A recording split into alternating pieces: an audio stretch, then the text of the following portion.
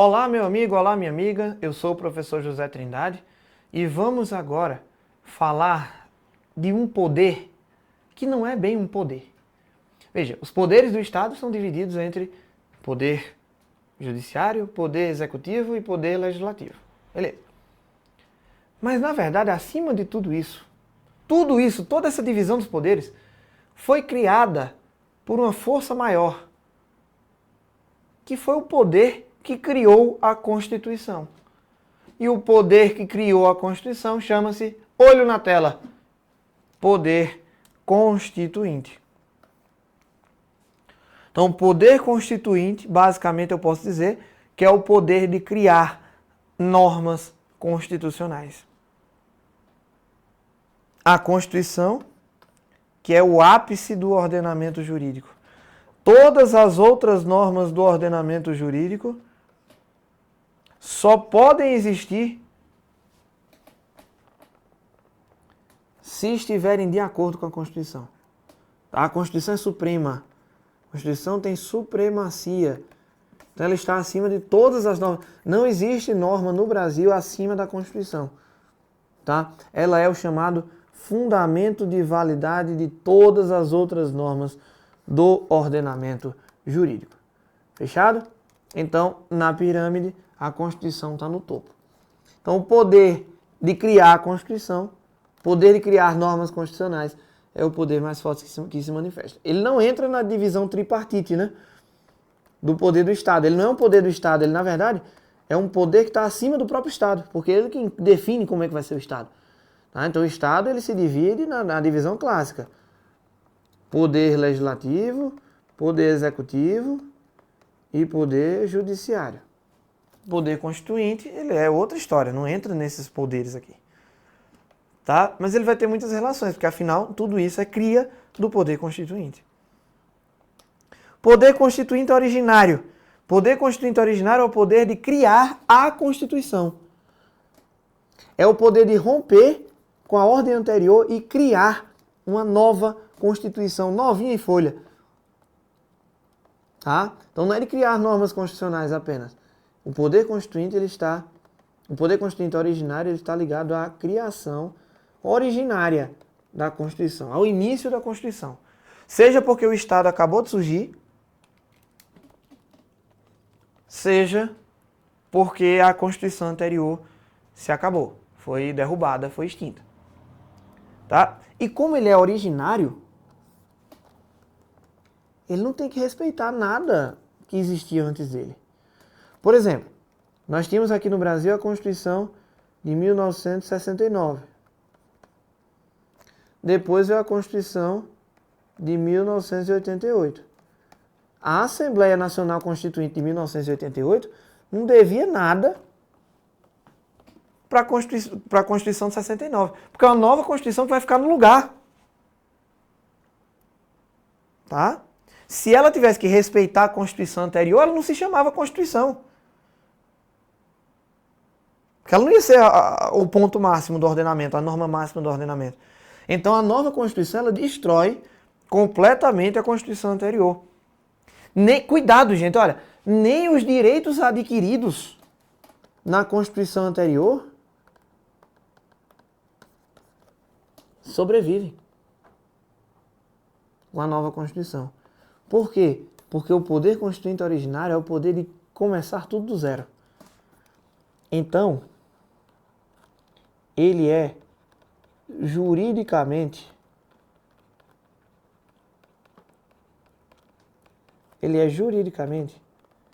ilimitado. Ele não deve nada a ninguém. Tá? Ele não deve nada a nenhuma norma do ordenamento, porque ele está criando um novo ordenamento. Ele está tirando a pirâmide antiga e colocando uma pirâmide nova. Fechado? Então é isso que o poder constituinte originário faz. Ele está tirando a pirâmide antiga e colocando a pirâmide nova. Fechado? Ele também é incondicionado. Como assim? Ele não tem condições. Não tem cláusula pétrea.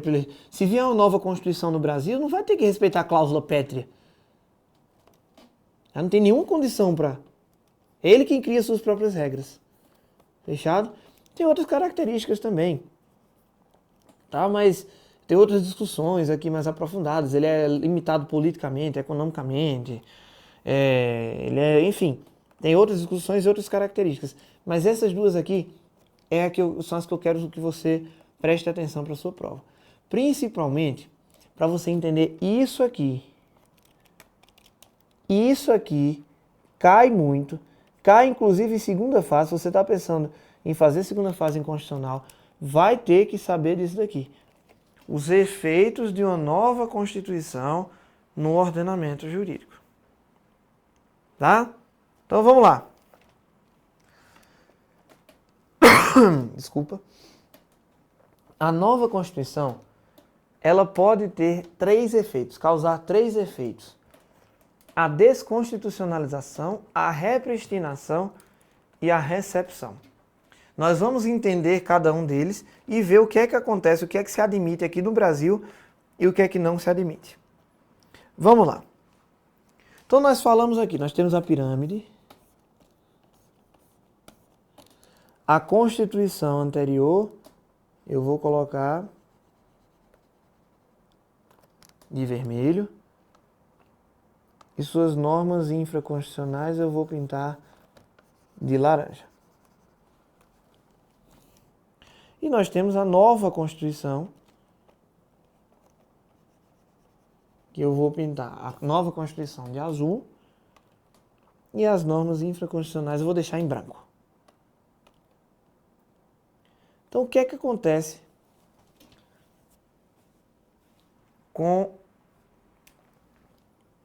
quando eu tenho essa nova Constituição?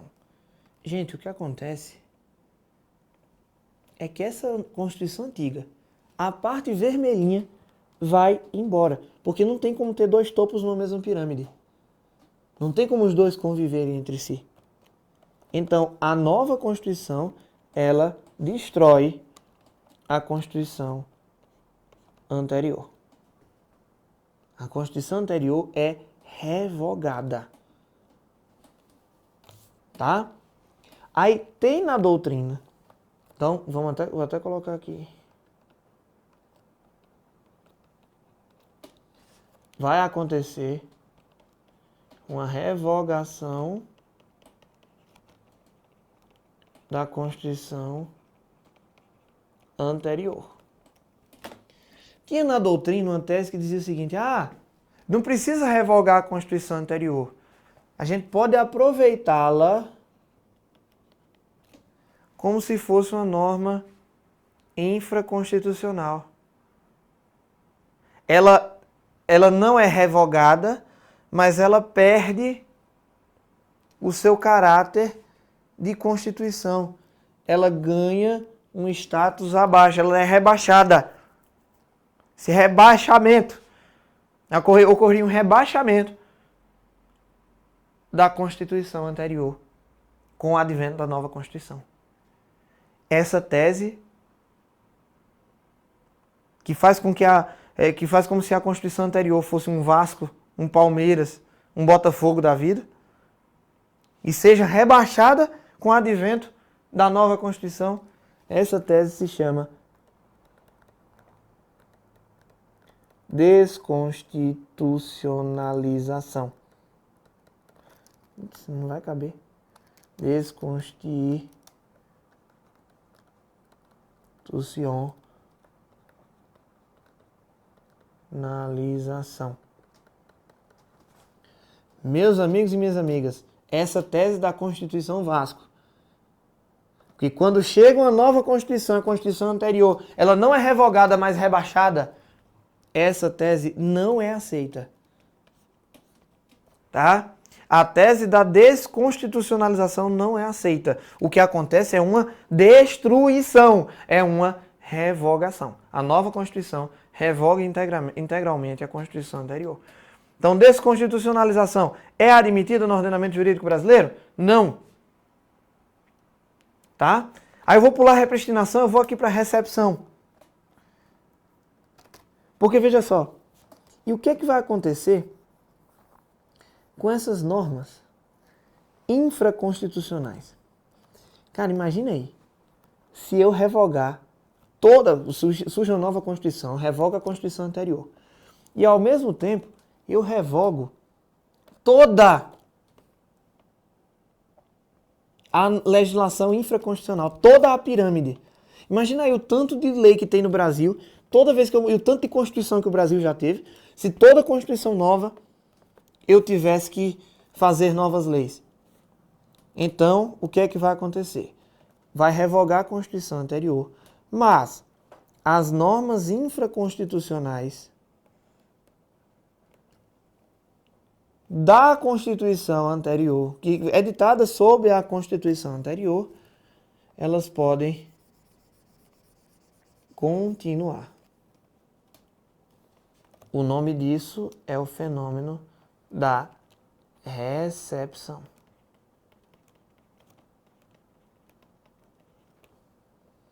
E a recepção, tá, beleza. A recepção, o fenômeno da recepção é admitido no Brasil. Tá? Mas cuidado. Não é tudo que vai ser recepcionado, não. Para ser recepcionado, a norma tem que ter conteúdo compatível com a nova Constituição.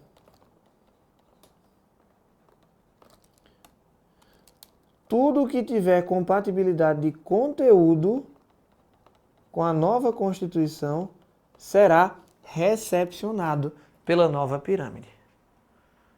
Tá? Agora, o que for de conteúdo incompatível, aí vai ser substituído por novas normas. Então, novas normas que substituem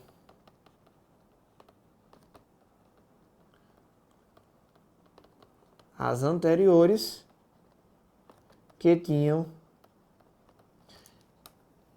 eram materialmente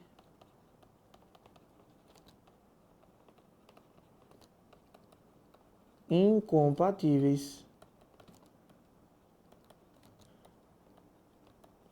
com a nova Constituição.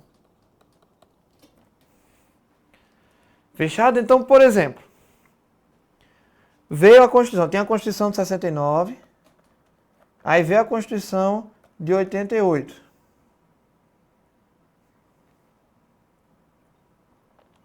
Aí na Constituição de 69, vamos pegar aqui três coisas. A lei da imprensa,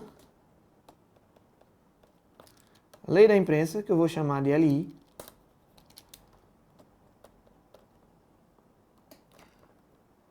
O Código Penal, que já era de outra Constituição, mas estava vigente aqui na época. E o Código Tributário Nacional. Beleza. A lei de imprensa tinha um conteúdo incompatível. Então ela foi embora. Ficou vazio aqui. Ela não foi recepcionada. Agora, o Código Penal e o Código Tributário Nacional tinham conteúdos compatíveis com a Constituição. Então eles foram recepcionados. Eles continuaram valendo. Sob a égide da nova Constituição. Mas, professor, o Código Tributário Nacional foi editado na forma de decreto-lei. E não existe mais decreto-lei. E a Constituição de 88 exigiu que as normas gerais em matéria tributária fossem editadas por lei complementar. Não tem problema. Se o conteúdo é compatível, ele vai ser recepcionado. A mesma coisa aconteceu com o Código Penal. Então, havendo conteúdo compatível, as normas infraconstitucionais serão recepcionadas, ainda que a forma seja incompatível. Aí o que é que vai acontecer se a forma é incompatível? Não tem problema. É recepcionado o conteúdo e esse conteúdo vai adquirir a nova forma exigida pela nova Constituição. Então o Código Tributário Nacional era um decreto-lei. A Constituição hoje em dia não aceita mais decreto-lei. Exige lei complementar. Então o Código Tributário hoje em dia é uma lei complementar. Apesar de ter sido editado como decreto-lei. Fechado? Então, se houver compatibilidade material, ele vai ser recepcionado, ainda que não haja uma compatibilidade formal. Se havendo uma incompatibilidade formal, ele vai ser recepcionado com a nova forma que a Constituição exigiu. Então vai ser recepcionado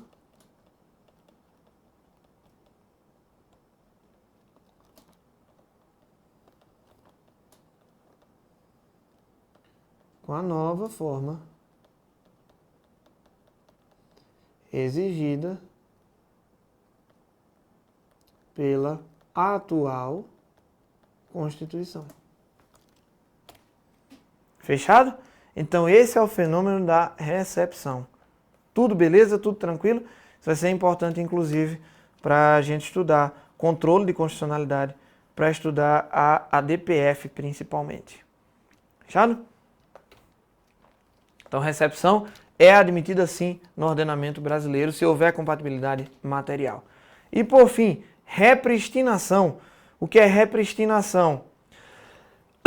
É o seguinte, a nova Constituição não revoga a anterior? Isso.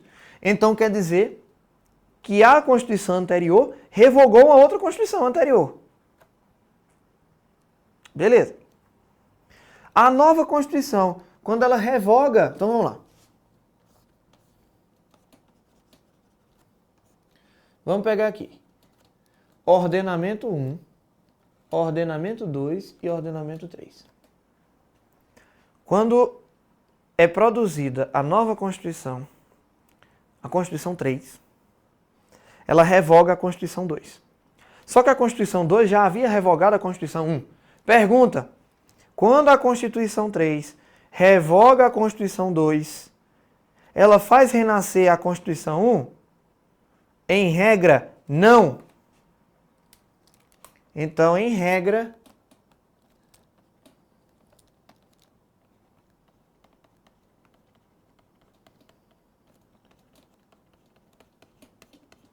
não se admite repristinação, o renascimento de uma Constituição passada. Agora, pode acontecer que essa nova Constituição diga, ó, por vontade dela, ela diz, olha, eu gostei de uma das normas da Constituição 1. Então, estou revogando a Constituição 2 e estou puxando aqui, estou fazendo renascer essa norma da Constituição 2, da Constituição 1. Tá, beleza, pode. Então, excepcionalmente, se vier expressa na nova Constituição,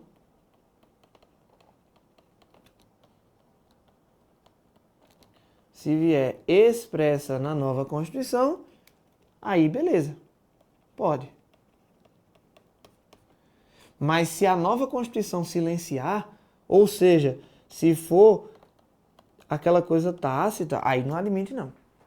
Ressuscitar uma Constituição morta, mesmo que a Constituição nova não tenha falado nada, não pode, tá?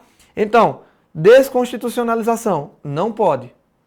Repristinação, em regra, não. Tácita, não.